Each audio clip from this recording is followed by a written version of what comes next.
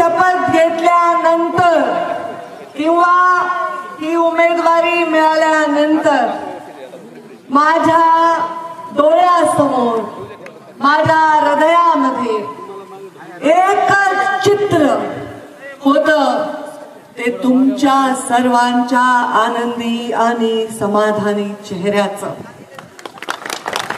आणि दुसरं चित्र होतं माझ्यावर जीवापाड प्रेम करून माझ्या निवडणुकीतील पराभव न सहन झाल्यामुळे स्वतःचा जीव संपवून ज्यांनी घेतला त्या माझ्या लेकरांचं.